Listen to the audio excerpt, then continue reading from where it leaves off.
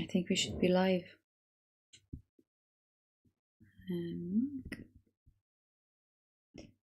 Zoom. View. Now let's see if we are. Don't forget to record it. Don't forget to record it either. I'm gonna actually. Oh yeah, that's happened to me before. That's happened to me before on the show. I went to the host show and realized that I didn't record. I was like, oh my god. This is gonna be interesting to see. I think we should be live now. And just check on YouTube. That's why phones come in handy. Yes. If I had a third screen, it would be amazing. Yeah, I think we're live. Hold on a second. Yes, we are. Okay. What can you see? Hold on a second.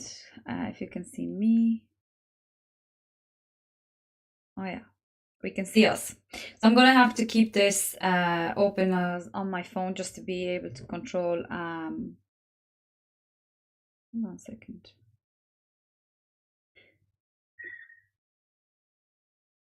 Now you have permissions in OBS to like keep people from like trying to write on the screen, like annotations and things of that nature. I think I do. I think I put in like I think I put in like restrictions for. Okay, good. For people, and there's delays as well. Anyway, so I'm gonna have to open the chat. Okay, can you see the chat here? Guys, you're gonna have to bear with us because this is literally like the only first time we've ever done it. We're gonna start talking soon. There is definitely one or two issues that I've already discovered. I won't be able to seamlessly go between the screens, so you might have to kind of bear with me for a few seconds and look at a very weird looking screen for a second if I go to my charts, but I am going to be able to control what Bleeding Crypto is doing and show you a bigger view here anyway. Okay. with the charts, it's just if I split. If you want to turn a preview yourself there, you'll be able to understand what I mean. I have to go to OBS and then control the screens that we're looking at. Anyway, okay. Technology. I knew this is going to happen. I knew something is going to just get in the way. No, we're good. We're here to have some fun. Talk crypto, hang out with friends. There is no pressure at all. Totally. Like I was just obviously hoping that we're going to be able to, guys, apologies now real quick. I want to just check. Yeah, so unfortunately, there was a cool window earlier on where I could see the chats. For the minute I don't have it. And yeah, I just don't know how to look at the live chats from YouTube, if there's any requests. So we have some people watching us, which is great. Okay, great. Welcome. So it's super early for Bleeding Crypto. It's 10 o'clock, but he's already up since 6 in the morning. Yes, I'm good. I've had my cup of coffee. I got a good night's sleep, so I'm ready. I've got my screens. I got my additional screens in front of me, watching the market while we're talking. I love to multitask, and I love to have more than one thing going on at the same time. So I'm in my element right now. Awesome. I mean, thanks very much anyway for doing this. I'm so excited. We met before at Wendy's show, and I just thought that you had great energy. I loved chatting with you that day, and it's awesome because it was yourself who had the idea of doing those streams, and I really appreciate you reaching out. Of course. I think, it's going to be a great fun. Yes, and it'd be great to also, if the audience wants to participate and give us some requests, we would love to take a look at what they're looking at and maybe give them some ideas. You know, we don't have all the answers, we don't have a crystal ball, but at least we can just have an idea of the system that we use, that we've been using, that's been working for us, to see if we can help them out.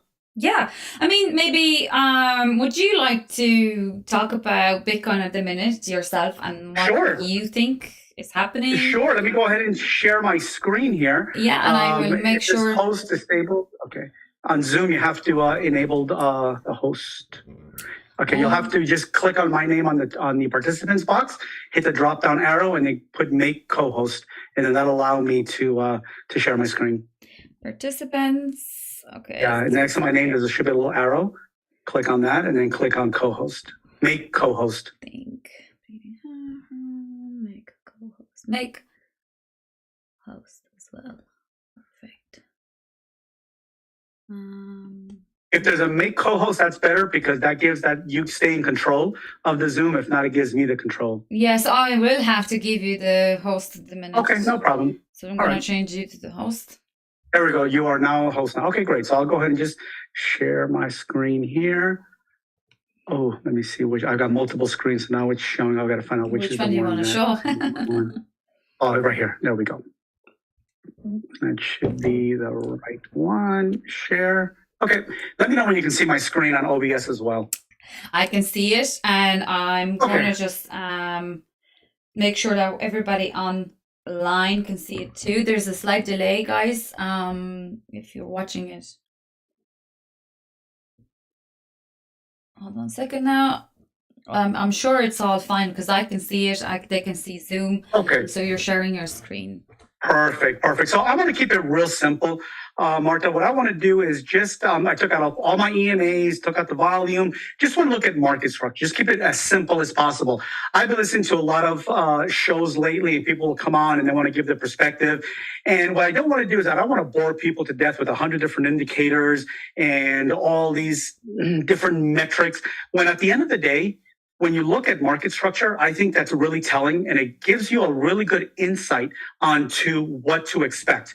Keep in mind, guys, that we are not financial advisors. We are not here to tell you what to do with your money. We're simply sharing ideas on how we see the market, or better said, how I see the market.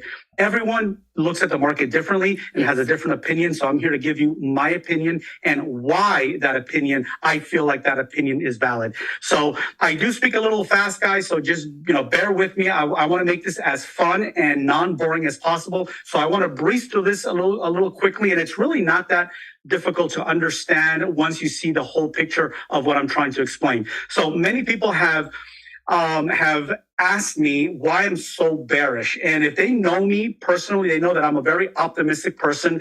I like looking at the positive of everything. However, that being said, I've been in this market since late 2006. I started trading early 2007, and I've been on the other side of that trade. And what I mean by that, I've been on the losing side of the trade. I've been on the other side. There's always two sides to a trade, guys, the winning and the losing. When somebody loses on a trade, I always tell my guys in my Discord, when you lose on a trade, is because somebody smarter than you took your money.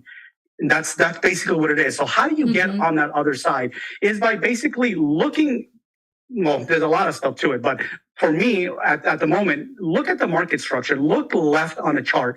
I think looking left on a chart to me represents a cheat sheet, meaning that all the answers, the majority of the answers, better said, of what to expect in the future are shown in the past. And many people don't agree with that. But when you look to the left, and when the same market cycles, the same market structures tend to repeat themselves, what is that called? That's called a pattern. As technical analysis, what do? We try to identify patterns that are going to help us in our daily trading or in our swing trading or in our investment. So when I look to the left, I look at market structures, I look at areas for entry and exits, and thus far, this is what's helped me make money. So I'm going to continue to use the same rule set as from what I've learned moving forward. So if we look at this market structure, guys, and here's this is going to be a chart, a fib that you guys seen many times, and I'm going to go through it really quick.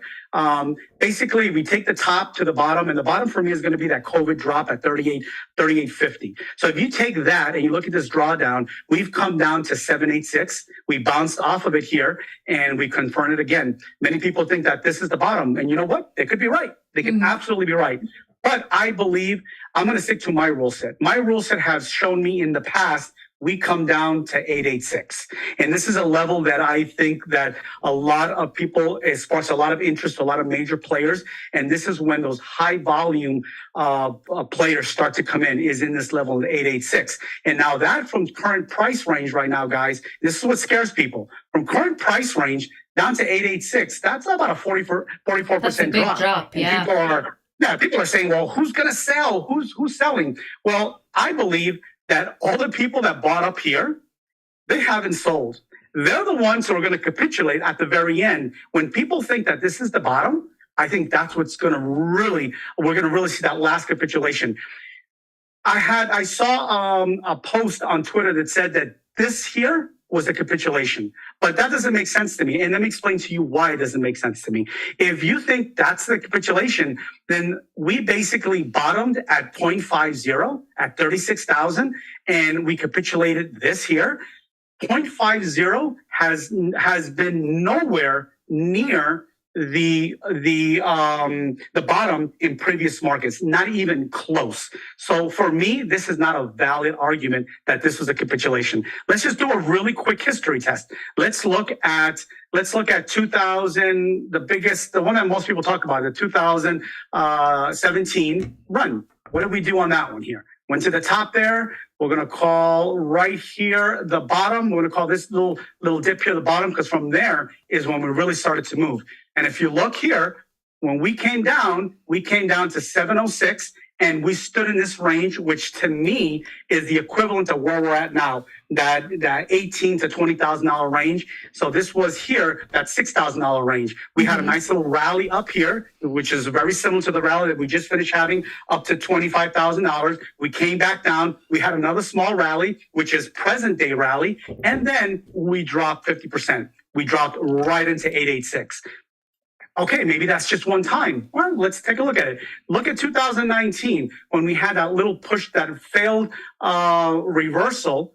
When we dropped from 2019 and we came down, look at where we stopped, right at 886. 886. All right, 886. Let's take it a little further. Let's go back in history and let's go way back and let's see if anything has changed from going back into that 2014, 2015, when we had that top, you know what, let me move this out of my way here.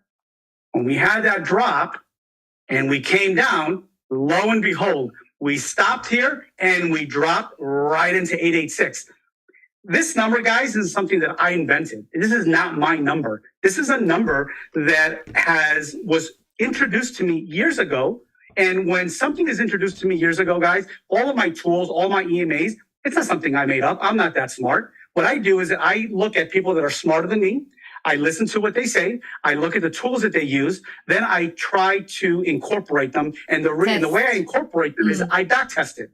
I say, okay, if this really is that great of an EMA, let me see how well it did in history. I put it on my chart. I look left, I go all the way to the beginning, and I look at the relationship between that EMA and the price structure. And if I can make sense, I add it on. So when I add on 886, I have a valid reason when I go back in history and that level continues to repeat itself and it hits that level. To me, that becomes a very valid level. And I'm not going to go into today's environment and now say, well, this time it's different. Because again, this is something that people make fun of in crypto when they say this time it's different, because it's really not. Investing is not that different. It's not really that difficult when you remove the emotion out of it. Yes. And we were just having this conversation in the pre-show that I haven't been getting sleep because I've been on a roll in the past 4 days. I've been doing really well scalping the 1 minute time frame, and I've been lacking sleep because I get really emotional. I get really excited. If you're able to trade, guys, with zero emotion, good for you. My hat's off to you. I can't do that. I love what I do. I'm very passionate what I do. And when things are going good, I'm happy. When things are not going too good, I'm not that happy. That's just how I am. So when I keep that in mind in today's environment, and I look at this here, and I look at this price action, this choppiness, I don't get overly excited. I'm like, if this is the bottom, great. Have I bought here? Personally, I haven't. Why haven't I bought in here? Because I am going to stick to the rule set that's worked for me. And I believe that 886 is going to get hit. Now, I'm not going to wait and try to bottom fish this. That I won't do. I've learned my lessons before on that. But when will I start buying? I think for me to start buying, I think a very valid time to buy is right here. For me, again, this is my trading plan, guys. Do not follow what I say. I'm just giving you my plan of when I think is reasonable for my portfolio to start taking on some of those purchases. It's going to be the $14,000 level, which is going to be, the peak high of 2019. If we go on to 2017, you can see here, we zoom into 2017, that was an area where this candle had a good catch on this candle. You can even lower this a little bit more. Right in there, in this area here, 13.6, I'm not going to split hairs. For me, $14,000 is a good area where I believe I'm going to start dollar cost averaging my way down. Is 886 going to be the bottom? I don't know. It may go down lower. I've heard people talk about the $9,000 level. And what do I do when I hear those levels? I don't want to go based off somebody's opinion. I want to go off of indicators. So what I do is I turn on my volume profile. And the volume profile, guys, just so you know, volume profile basically measures the areas of interest in the market. So when you see these gaps in here, that means during these areas here, there wasn't a lot of interest. There wasn't a lot of support. And if you can, and you can back test this just by looking left. Look at this period here inside of this gap. Look to the left. Was there a shelf here anywhere? Was there a lot of interest? Was there a lot of sideways movement? And if you can see, there really wasn't. So what happens is when we hit these areas here, we tend to fall really quickly or we tend to go up really quickly. Now, if you follow this all the way down here, look at where the interest is. You see there's a red line here, guys? This is called a POC level. The POC means point of control. This is here. If you guys Google what a point of control is, or if you go to my favorite site to look at definitions for trading is Investopedia. Investopedia is a great site when you guys are unsure of what something means. Go on there. It'll give you a really good idea of the definitions of those meanings. Now, this point of control means this is where the most interest in this particular asset has taken place. And if you look at that POC level, it's 10,000. Right now, it's 10,640. That to me gives a good valid argument for the people that say, well, I think 886 is going to break and it's going to go down further. Okay, well, don't tell me what you think. Show me why you think that. And when I pull up this volume profile, it confirms that that's a good area of control. It doesn't mean that we're going there, guys. So keep this in mind. People like to take what you say as scripture. Like, oh no, he said that it's gonna go. No, I'm merely telling you. I'm merely giving you a valid reason for me why I'm looking at particular levels. Whether it hits or not, I don't know. But I just know that. This is my rule set. Yeah, and I think, this is the reason, this is something I like to repeat a lot of the times, is when you have a plan and you stick with it and you have your own, there are so many validations and reasons for you to stick with that plan because it makes sense for you. It's yours. Mm-hmm. There's absolutely no reason for you whatsoever not to go through with it.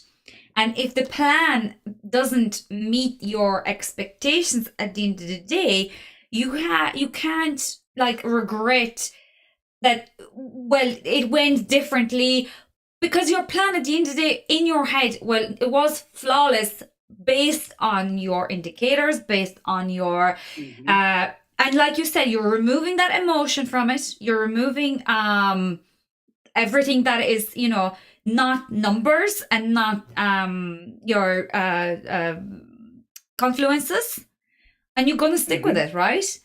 Oh my gosh, guys, we're gonna have to probably we apparently have only 10 minutes left, which isn't great. Okay. But what we'll do is we might restart the Zoom after this.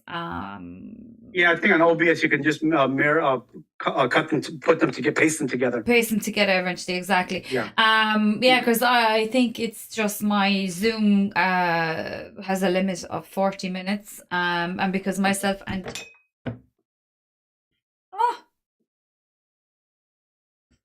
okay. Okay, let's just get another. I don't know what happened here. Sorry. Can you still hear me? Yes, I can hear Okay, you. perfect. I can hear you. Yeah. In 9 minutes, when this is over, guys, I'm just gonna open another live link, and you can all hop on again. So yeah, like, this is just the point of it is, you take all the information you have, you take all the confluences you know of, and you stick with the plan, and you are going to eventually see whether it worked or didn't, but you cannot regret that you went with it and it didn't happen. Because so if right now, yeah, the plan is to buy in around, I don't know, $8,000, but we're never going to see that price in our life ever again. What are you going to do? Nothing, because you have set out that plan for yourself, removed all the emotions, and this is what makes a good trader. If this trade doesn't work out, you have absolutely endless amount of trades that you can still go for. Absolutely. Absolutely. And what I like to do is that when things don't go my way, I like to study it. I like to pay attention really close to losses more than wins, because a win is a win. When did you, I mean, you did everything right. When you have a loss, it's usually because you did something wrong. And those are the ones that are the most crucial to me, because I want to know what I missed. What didn't I see? And I think as a trader, we all have things that we need to work on. And one of the things that I need to work on the most, I think, and it's usually when the trade doesn't go my way, is because I had a rule set, I had a plan, and then I do a mistake that I know better than this. I jump on Twitter and I start looking at people's posts, and then I'm like, oh my God, that makes a lot more sense than what I have. And then I'll change my plan, and it ends up going exactly the way I originally intended, and I either miss out or I lose money. Getting rid of that and noise. I kick myself in the butt, like I knew I was going to do that. You have to remember, guys, I totally get everyone's going to see the market differently. But if you have a rule set that has proven to work more often than not, that means that you're not always going to win. You're going to have some losses. But if you have more wins than losses, stick to it. Regardless of what outside influence may tell you, stick to your plan. And more often than not, if you've already fine-tuned those rule sets, you're going to be in good shape. Just when you do have a loss, figure out what it is. What did you wrong? Sometimes I didn't do anything wrong, Marta. That's just the way the trade just happened to go the wrong way, which is expected. But did it cause me to change any type of rule set? No, usually it doesn't. It's just like that's just the way it went for that particular trade when I lose it. But sometimes I do glean from stuff. I could have been a little bit more aggressive in my entries, a little bit more conservative, and that's something that I think everyone as a trader needs to work on. That greed and that fear is what keeps us sometimes from entering into a position early. That fear and that greed keeps us from taking profit when we should be taking profit. When everybody is very joyful and excited and happy, that should be the first sign. You know what? Let me start peeling some profits out of this thing, because it never tends to go the way the crowd wants it to go. Correct. You know what I think I'll do is I'll just finish this Zoom real quick. I'll just finish this live real quick on YouTube, and we're gonna just come back here in 2 seconds and when we reconnect on Zoom. So guys, don't go anywhere. If you're with us, we're just gonna restart this. I'll quickly share my point of view on Bitcoin, and maybe you can type in requests. I don't see anybody at the minute typing anything. But I'm sure myself or Bleeding Crypto has a few alts that they want to check real quick, and just talk a little bit more about the market. So give us literally two minutes max, and we're back to you guys. All right, great. Thank you, guys. Thank you, Mario. We'll see you in a couple of minutes. In literally 2 seconds, guys.